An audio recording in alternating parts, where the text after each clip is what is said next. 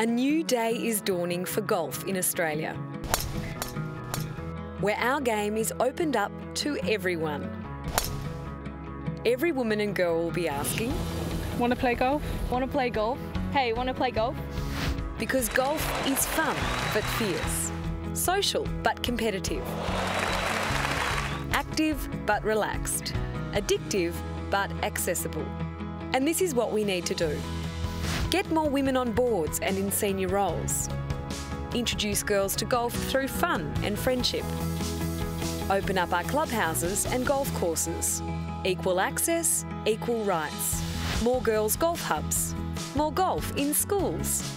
More heroes and champions to inspire. More female coaches to nurture and develop. More opportunities for everyone to play together. Celebrate the men who are champions of change. Bring the old guard along for the ride and show them that the new world is better. Deliver world-class experiences, online and in person. That's how we'll transform our sport and inspire women and girls to play golf. So, Want to play golf?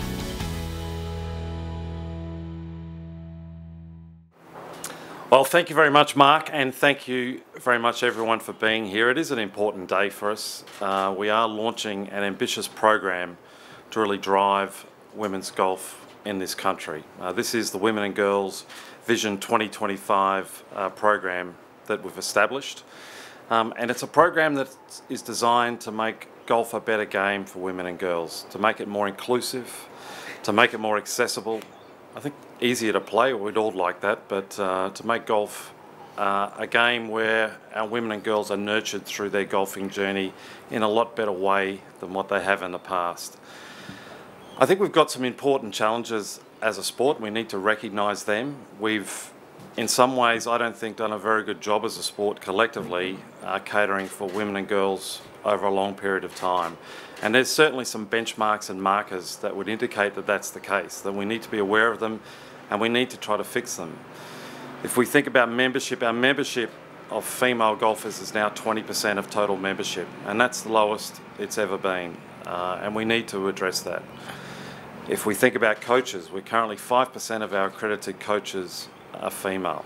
Now there's some good news in that stat because it was a few years ago, it was 3%.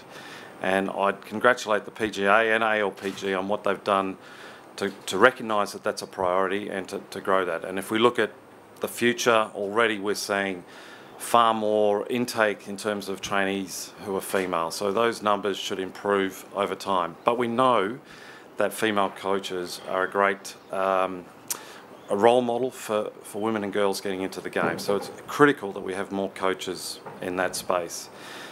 I think we need more women in leadership positions in golf clubs, but also in organisations like Golf Australia and all golfing organisations. We need more women on boards and in senior management positions to drive the sport forward. We see that as being really critical to the future of the game. We also think we need far more elite coaches. Currently we're dominated by male coaches at that highest level, and ultimately that needs to change for the good of the sport. So we've got some challenges there we need to address. We're certainly aware of that, but the journey has started. This Women and Girls 2025 vision brings some work that we've already done together. We've had some really important work done by Curry Webb and Shani War in terms of a working group that they've chaired, and there were some important recommendations come out of that. From Golf Australia's perspective, we've already created 2 new positions, important positions in this area. We've got a female pathway manager who many of you will know, Stacey Peters, who's joined us late last year, and she's already made a really profound impact on our organisation. I think she'll be really important in that role as we move forward. And secondly, we are midway through filling a role, the female participation manager, and we hope to get someone with a great skill set who can really impact grassroots women's golf in this country. And we hope to have that person in place within a matter of weeks. So they're important roles for us, and Golf Australia is not a massive organisation, so to bring 2 new people into those important roles is a substantial undertaking for us. In terms of what success looks like, to drive that we're going to need finances, and we've already started that task, and we've already brought a considerable amount of money into this program to drive it forward. I think this needs to be a collaborative effort between not just Golf Australia, but ALPG is incredibly important, PGA, the state bodies. I think we've all got a really important role to play to make golf a much better game for women and girls. And if we can do that, clearly the whole sport is far better off. So that's today is in some point it's a marker in the ground. It's trying to collate what we're trying to do under this vision. We've given ourselves some time to get some results, and I'd now like to hand over to Jill to talk about the 4 pillars and what we're trying to achieve through the program. Thanks, Stephen. I'd also just like to add my acknowledgement to Kari for the role that she's played in inspiring us to transition our sport. I think that that's been really very important in the way that we've gone about getting to where we are now. So, we really are very grateful to her and to Shani as well. There are 4 pillars that we've identified for this major project. And the first one is culture and leadership, and that's arguably the most important and the most overriding one that we're going to be addressing with this. And Steve's already alluded to some of it, and you've also seen some on the video.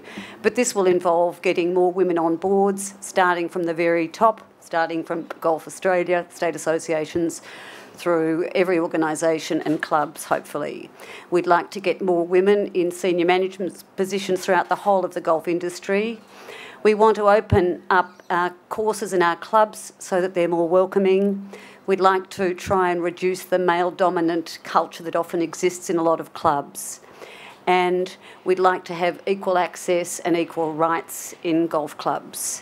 It was interesting, but one of our young pros last week, who's been playing golf for 9 years, made the comment that when she walks into a clubhouse, she feels as though she's going into a principal's office. So there's a lot, but once she walks outside, everything's okay. So there's a lot that we need to do to change that culture of our game. The second main pillar is grassroots. And we want to make sure that an introduction to golf is much more friendly and social. We want to have more emphasis on the game being fun and family-oriented, and we'd like to have less competitions. We want to make sure that we're encouraging women to go to pitch and putts, to use driving ranges, to go on public facilities, and that we've got good transitions to courses and to clubs. We want to make sure that there are more girls who are exposed to the game. We'd like to make sure that there are more girls in the My Schools golf program, and we're targeting girls-only schools as part of this. And we're also currently piloting girls-only My Golf programs throughout Australia. Our next pillar is high performance, and we really want to make sure that we've got more heroes in the game to inspire our next generation of players. We want to make sure that we've got more female coaches who can develop and nurture the players that they're coaching, and we want to make sure that there are better opportunities for our elite players to develop and hone their skills. And our final pillar that we've identified is marketing and positioning. And we want to change the way that golf is perceived. We want to make girls and women proud to say, I play golf, or as our video said, want to play golf. We want to make sure that golf is perceived as fun and friendly and a game for life. We'd like to think that we could partner with other sports and do some cross promotion. We've got great opportunities with hockey players, with netballers. Once our female women stop playing football and cricket, we would like to think that they might progress to golf. So we think that's an ideal sort of opportunity to do that, because after all, golf is a game for life. Thank you. Thanks very much, Jill and Stephen. We will be able to ask Hannah and all the panel some questions in a second, but just before we do that, really keen to talk to Hannah about she's obviously playing here this week on the Golf Australia Rookie Squad Pro, but also as an LPGA Tour full member for the first time, which we congratulate you on. But more importantly, in relation to this, you're a young woman in golf. How important has the game been to you so far, and what would you like to see happen at the lower levels? I mean, it's definitely shaped my whole entire life. I started playing when I was 9 years old, so that's quite late in these days, and sometimes I think I wish I started earlier, but sometimes I don't. But it's just great to see so many kids out there. I'm a member at Mount Lawley Golf Club, and we have a lot of junior girls coming through. Some are, 4 and 5 years old, and some are my age. So it's great to see we are getting more female members, and I think that it's good when you can go with some friends and feel comfortable with someone. I don't think I would have been playing golf if it wasn't for my friend. I was a member at Hartfield Golf Club, and it was just myself and another player, another female, and I barely was playing golf, and then I joined Mount Lawley, and I think there were maybe 7 other girls, and I don't think I would have played golf if it wasn't for them. I just felt more comfortable. So I think it's great that, this is happening. I think it really does need to happen, whether, people are just in the golf industry. It doesn't have to mean that they play, but just to promote the game of golf. It's going to be well received by the players on tour as well, and pitching in to help out. Yeah, definitely. I don't think any female golfer would say they wouldn't want to try and help this cause. Fantastic. And I can open the floor up to questions on any of these matters, and also Hannah's able to answer questions about her expectations of this week. Hannah, can you just talk a little bit more about your experience of coming to golf? You said that you had a friend who liked golf, but was it considered to be kind of a cool thing to do for a girl back then? Probably not, really. I play golf because of my father, and that's how I got into it, and I know that's how a lot of girls do get into it now. And I honestly can say I probably wouldn't have even tried golf, but now that I play it, I just think it's an awesome sport. And I know a lot of people are starting to play because their friends are doing it. And I actually got introduced to golf when it was at school. They did it in primary schools, and I think that was really cool, and everyone enjoyed themselves. I know it's quite hard work if you want to get in the high performance end, but I think it's really good. It was a lot of fun, and everyone enjoyed it. So. How do you actually go about reducing that male-dominated equal access? Do you actually ask golf clubs to give equal access, or what's the hands-on sort of driving? Yeah, I think there is going to have to be a culture change. I think it started if I think about the last 10 years, and I've been at Golf Australia 9 years, and I started my career in golf as CEO of Women's Golf Queensland and the Queensland Golf Union, and part of my task was to bring them together. So from my observations, it's started. I think we've seen greater access for all members, on weekends, which were predominantly male domains, and that's got to change because society has changed. If you look at the membership numbers over a long period of time, it's fascinating because in 1970 we had 34% of our membership was female, and the numbers were roughly 200,000 males and 100,000 females, and we had extraordinary growth through the 70s, 80s and 90s. What actually happened, all that growth was male, it wasn't female. So male membership went from 200,000 to 400,000, and female membership in the same period went from 102,000 to 104,000. And I think to me that was about our facilities not being very welcoming for women, particularly in a society that had changed, where women were in the workforce and wanted to play weekends, and clubs hadn't adapted. So I do believe clubs have adapted, or started to adapt, let me say. But I think there's a lot of territory to cover. Jill, do you want to comment more on that? Yes, I think that, it's a massive task, which is why we've made it 2025, because it's not something that's going to happen quickly. I think actually a lot of clubs are doing a lot of good things out there, so we need to be identifying those clubs that are doing good things and showcase that and share that with other clubs. And we're going to have to go along to clubs and look at the case for change with them and really get them to come on the journey with us and be part of it, not tell them what to do, but work with them to work out what's going to work for them, but really probably, have the resources to offer a best practice for clubs. And hopefully that will start to do that. But that's going to take a lot of time.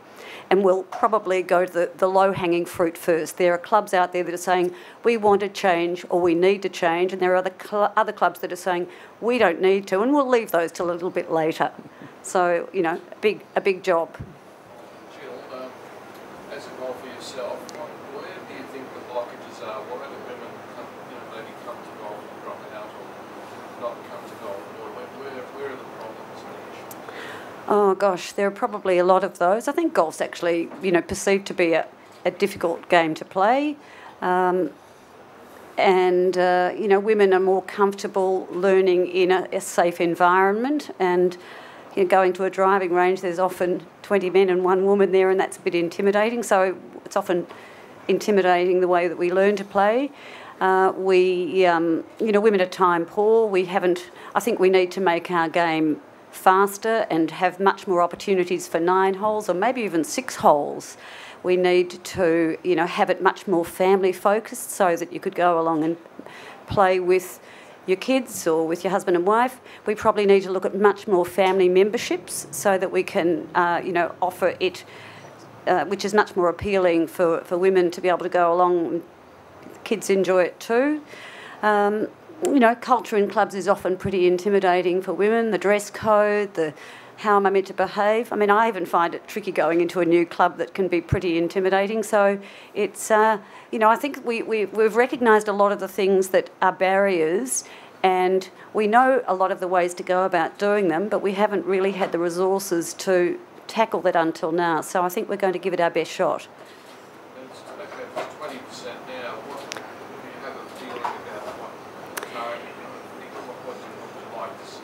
Oh, well, I'd love to see 50% because that's 50% female population, but that's unrealistic. I'd like to think that maybe if we could get up to 30% in the next, how many years, Steve, do you think? 8. Maybe 8 years. I mean, we're actually got some momentum happening then, and we're doing stuff that's getting the change in the right way. So, 30% would be very positive. We'd obviously be doing some things right. Steve, women's sport's booming. Were you a little worried that you were going to get left behind? No, actually, we see it as an opportunity. I think there's so much focus on women's sport at the moment. Not just, the AFL's the obvious one. We've all seen that. And it's not just the sports themselves. We're seeing organisations like the Sports Commission, like governments, state governments, and particularly this one, who are really attuned to female sport and want to invest into female sport. So I think in some ways there's a great opportunity more than being under threat. Sports typically try to support each other in these areas. We've got great relationships with a lot of different sports. We tend to try to help ourselves with governance and these sorts of things. So no, I don't think we're battling the other sports. I think it's really created an opportunity that we can capitalise on more.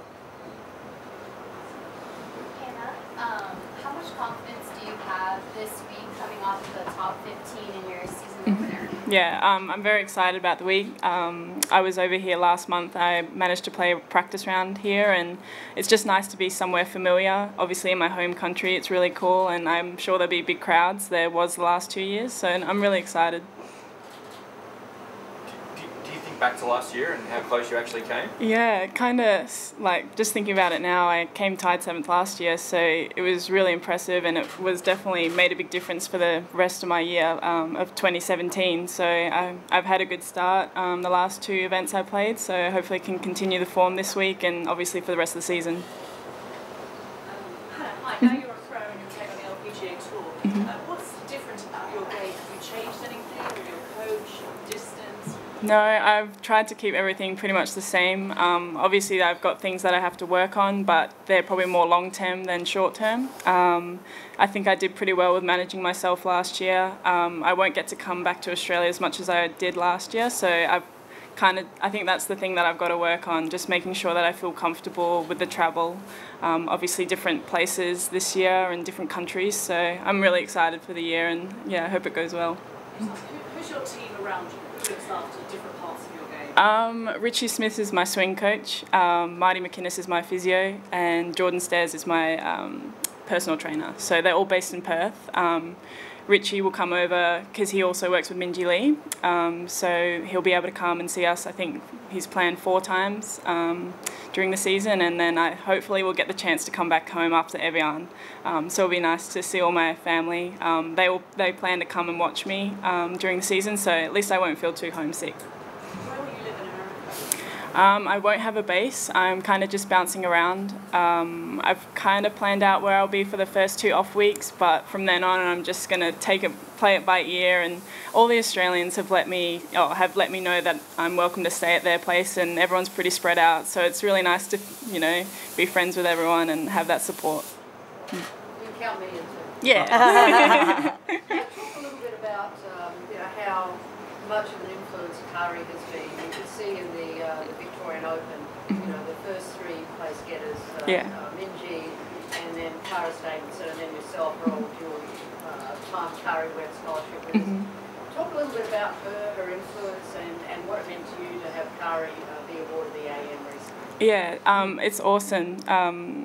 I can't believe it's been, I think 3 years ago I won her scholarship, and it really was an insight not only to a major on the LPGA but just to the LPGA in general. I met a lot of players and caddies while we were over there, and I got to play a practice round with her yesterday, and she's always messaging me. She's always knows how all of us Australians are going. I think we are pretty close, and I think she would agree on that too. So it's really cool to have someone who's got so much experience be able to help me out. You know, I don't feel like I'm like asking for too much if I ask her a few questions, and I haven't felt like that with any of the Australians. So to have her as such a good role model for myself and all the other Australians, it's really cool. It's just great to see someone who just loves golf so much.